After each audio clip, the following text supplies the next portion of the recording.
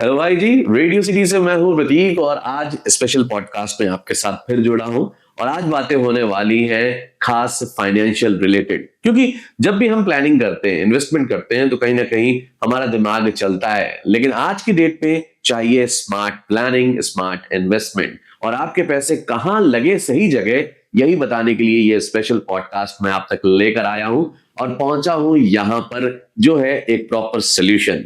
Money tree asset services private limited के office में मैं हूं और आज मेरे साथ वो हैं जो आपको देते हैं एक सोल्यूशन। 20 इयर्स का इन्हें अनुभव है, अपने फील्ड के दिग्गज हैं, फाइनेंशियल एडवाइजर हैं और हमारे साथ आज पॉडकास्ट में हैं मिस्टर राजीव तिवारी। सबसे पहले सर आपका बहुत बहुत वेलकम इस पॉडकास्ट में। Thank you Pratik ji. Actually आपने फाइनेंशियल लिटरेसी को लेकर के इतना इम्पोर्टेंस समझा और हमारे ऑफिस में आकर के और इस पे चर्चा करना जरूरी समझा, इसके लिए आपको बहुत बहुत धन्यवाद। आज का जो पॉडकास्ट है इसमें बहुत कुछ आपको जानने को मिलेगा, फाइनेंशियल सॉल्यूशंस के बारे में जानने को मिलेगा क्योंकि हमारे साथ एक्सपर्ट हैं। तो सबसे पहले जितने भी हमारे व्यूअर्स हैं, अभी आपको देख रहे हैं, मिस्टर राजीव, एक शॉर्ट इंट्रोडक्शन प्लीज। जी, जैसा कि हमने बताया आपसे कि मैं 2006 से फाइनेंशियल इंडस्ट्री में काम कर रहा हूँ। मेरी जर्नी जो शुरू हुई थी वो 2006 में स्टॉक होल्डिंग कॉर्पोरेशन से शुरू हुई थी और 2006 से 12 तक मैंने वहां पे जॉब किया। उसके बाद कुछ दिन मैं एचडीएफसी बैंक के लिए भी सर्व किया। उसके बाद हमने जो है मनी ट्री एसेट सर्विसेज का संस्थापना किया और वहां से लेकर के अभी तक हम लोग ऑलमोस्ट 13 से 14 साल हो गए करीब करीब जो हम लोग यहाँ पे काम कर रहे हैं मनी ट्री एसेट सर्विसेज के लिए। और हमारे जो भी क्लाइंट्स हैं आज उस समय से लेकर के आज तक सारे लोग हमारे साथ जुड़े हुए हैं और क्योंकि मेरा अप्रोच सिंपल है, क्लाइंट फर्स्ट। ओके, यानी कि टोटल ओवरऑल 20 इयर्स का एक्सपीरियंस है और क्लाइंट फोकस हमेशा रहते हैं सर, जैसा कि बताया। तो सबसे पहले ये जानना चाहते हैं कि आज की डेट में हर कोई मार्केट में अपने को एडवाइजर कहता है, एक्सपर्ट कहता है, लेकिन अगर हम मनी ट्री की बात करें जो आपका ये सर्विसेज दे रहे हैं खास लोगों को, तो इसको क्या अलग बनाता है? देखिए, इसमें क्या है ना कि आज के टाइम पे बहुत सारे लोग हैं जो कि नॉर्मली अपने को फाइनेंशियल एक्सपर्ट करते हैं। कुछ लोग एजेंट्स अपने आप को बताते हैं, कोई डिस्ट्रीब्यूटर बताता है। तो बहुत सारे ऐसे लोग हैं, लेकिन आपको और बहुत सारी स्कीम्स भी हैं, बहुत सारे ऐसे इन्वेस्टमेंट के एस्पेक्ट्स भी हैं बाजार में, इंस्ट्रूमेंट भी हैं जहां पे एक आम आदमी कंफ्यूज हो जाता है कि हम कहाँ लगाएं पैसा और किसके साथ लगाएं। तो उसमें मनी ट्री अपने आप को डिफरेंस ऐसे कर पाता है कि हमारा जो पहला जो अप्रोच होता है कि हम क्लाइंट का पहले एनालिसिस करते हैं, उसकी जरूरत को समझते हैं, उसकी नीड को जानते हैं और उसके अनुसार, क्लाइंट के अनुसार, उसकी जरूरत के अनुसार हम उसको सोल्यूशन दे पाते हैं। तो ये हमारा फर्स्ट अप्रोच है और इस तरह से हम डिफरेंशिएट कर पाते हैं बाकियों से। ओके, एक सिंपल सवाल हर किसी के दिमाग में रहता है कि इन्वेस्टमेंट की शुरुआत कहाँ से करें। तो एज अ एक्सपर्ट इतने लोगों को आपने सोल्यूशन दिया है, तो जो इन्वेस्टर है, जो स्टार्ट करना चाहते हैं, बिगनर्स हैं, उनको क्या आप कहना चाहेंगे? देखिए, बेसिकली हर एक इंसान का अलग अलग गोल होता है। एक हो सकता है कि एक जस्ट अभी जॉब नया किसी ने शुरू किया है तो उसका गोल अलग हो सकता है। एक रिटायर्ड बंदा है, उसका गोल अलग हो सकता है। और एक जिनके पास ऑलरेडी फाइनेंशियल एसेट ढेर सारा पड़ा हुआ है तो उनका गोल अलग हो सकता है। तो वो डिपेंड्स करता है कि कौन से लोगों के लिए, मतलब कौन सी सलाह, सारी सलाह एक तरह की नहीं होती है। तो उसमें डिपेंड करता है कि आप किस स्टेज पे हो। तो उसके लिए आपको पर्सनलाइज मतलब कांटेक्ट करके और मिल करके सारी चीजें जानना पड़ता है, क्योंकि सबका अलग अलग स्थिति होता है, सबका अलग अलग कंडीशन होता है। उसको बिना जाने आप एक रैंडम एक कॉमन सलाह कभी काम नहीं करेगा। तो ये मतलब आपके ऊपर डिपेंड करता है कि प्रोफाइल। बिल्कुल, हम लोग प्रोफाइलिंग करते हैं, पहले क्लाइंट को समझते हैं, उसकी फैक्ट फाइंडिंग करते हैं कि क्लाइंट बेसिकली क्या करंट स्टेटस उसकी क्या है, उसको क्या फ्यूचर में पाना है, क्या अचीव करना चाहता है। तो जो अचीव करना चाहता है उसको अचीव कराने में हम मदद करते हैं। ऐसे बहुत से लोग के लिए अलग अलग होता है। बहुत से लोग आएंगे आपके जो एकदम रॉ होंगे, उनको कुछ नहीं मार्केट में होगा। आज की डेट में बहुत आगे होंगे। हाँ, तो जैसे अब एक रॉ की बात आपने किया कि अगर कोई एक बंदा है जो 25 से 26 साल का है, 30 साल का है, अभी जस्ट अपना इन्वेस्टमेंट जर्नी शुरू करना चाहता है, तो उसको शॉर्ट टर्म के लिए, मीडियम टर्म के लिए, लॉन्ग टर्म के लिए म्यूचुअल फंड से शुरू करना चाहिए। जी, म्यूचुअल फंड एक बेस्ट ऑप्शन है क्योंकि वहां पे फाइनेंशियल एक्सपर्ट होते हैं, फाइनेंशियल फंड मैनेजर्स होते हैं जो कि हाईली क्वालिफाइड होते हैं इस मार्केट के लिए। तो किसी भी एक इंसान को जब अगर फर्स्ट टाइम अपना इन्वेस्टमेंट जर्नी शुरू करना है तो उसको एकदम से स्टॉक मार्केट में एंटर नहीं करना चाहिए, उसको म्यूचुअल फंड के द्वारा शुरू करना चाहिए और एसआईपी के द्वारा शुरू करना चाहिए। एसआईपी एक बहुत ही बेहतरीन चीज है, वहां पे आपका कंपाउंड होता है पैसा जी, और बाजार के उतार चढ़ाव में भी आपका नुकसान होने का चांस कम हो जाता है। इसी सवाल पर मैं आ रहा था क्योंकि मेरे दिमाग में भी यही सवाल था कि एसआईपी या लमसम बेटर कौन रहता है। अगेन मैंने जैसे बताया आपसे प्रतीक जी कि देखिए ये अलग अलग लोगों का अलग अलग आंसर हो सकता है अलग अच्छा, से। अच्छा। तो एसआईपी जिनके पास रेगुलर इनकम है, सपोज मान लीजिए कि आप सैलरीड हैं या बिजनेसमैन हैं जी। और आपके पास रेगुलर फ्लो है, हाँ, तो उस फ्लो को आप अपने गोल के साथ एलोकेट करें और उसको लंबे समय तक के लिए आप इन्वेस्ट करें, तो वो एसआईपी सही है। लेकिन जिनके पास पैसा ऑलरेडी पड़ा हुआ है, मैं बोल दूं अगर कि आज के टाइम पे 50 लाख या 1 CR किसी के पास बैंक अकाउंट में पड़ा हुआ है, तो उस पैसे को ऐसा नहीं कि उसको जाके वो एसआईपी करेंगे, उसको वो लमसम में इन्वेस्ट करेंगे। ओके। तो जिनके पास रेगुलर फ्लो है वो एसआईपी करें, और जो इकट्ठा पैसा है लमसम इकट्ठा है बैंक में, उसको लमसम में इन्वेस्ट करें। दोनों ही अच्छा है। ओके। आज की डेट में देखा जाता है कि गोल्ड में भी लोग इन्वेस्ट करते हैं, तो ऐसे में क्या सलाह देना चाहते हैं जो इसमें आना चाहते हैं? जी, अब जैसे आज के टाइम पे पिछले 2 सालों में देखेंगे जो प्रेशियस मेटल है लाइक गोल्ड और सिल्वर, कॉपर, निकल, जो भी इस तरह के प्रेशियस मेटल जिनको कहते हैं हम लोग, तो पहले क्या था कि गोल्ड ही हम लोग नॉर्मली गोल्ड को गोल्ड कहते हैं, लेकिन नेक्स्ट गोल्ड अब सिल्वर हो चुका है। क्योंकि आपने अगर सुना होगा कि अमेरिका जो है सिल्वर को क्रिटिकल मेटल्स के कैटेगरी में डाल दिया। अभी कुछ ही दिन पहले न्यूज आया है कि चाइना जो है अपना अब सप्लाई करना बंद कर देगी, तो वहां से जो सिल्वर बाकी कंट्रीज में जाता था वो अब बंद कर देगी। तो अब सोचिए इस तरह के कंडीशन में, इस तरह का अगर आपके पास इन्वेस्टमेंट नहीं है तो आपको बिल्कुल उसके विषय में भी कंसीडर करना चाहिए, क्योंकि आने वाले टाइम पे सिल्वर का और या जो भी इस तरह के मेटल्स हैं उसका इंडस्ट्रियल यूज बहुत ज्यादा होने लगा है। जी।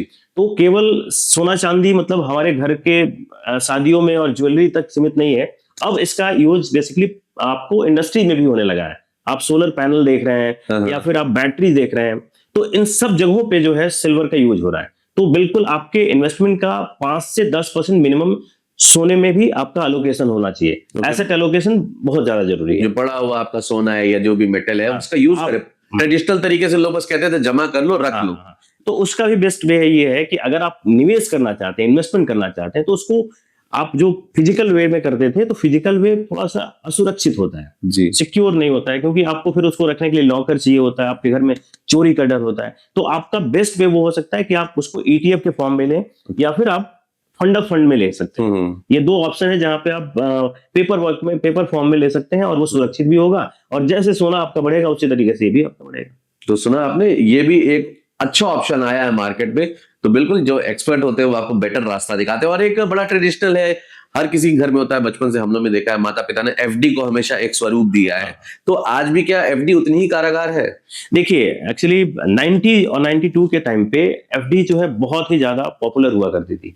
FD तभी पॉपुलर होता है जब इंटरेस्ट रेट हाइक होता है जी। तो जैसा कि आप देख रहे होंगे कि आज के टाइम पे, आज से पीछे जब हमारी इकोनॉमी उतनी मतलब विकसित वाले रास्ते पे नहीं थी, तो इंटरेस्ट रेट बहुत ज्यादा था, तो FD के रेट भी ज्यादा थे। लेकिन अभी आप देखोगे कि इंटरेस्ट रेट कम हो चुका है। तो इंटरेस्ट रेट जब कम होता है तो FD के रेट्स भी कम हो जाते हैं।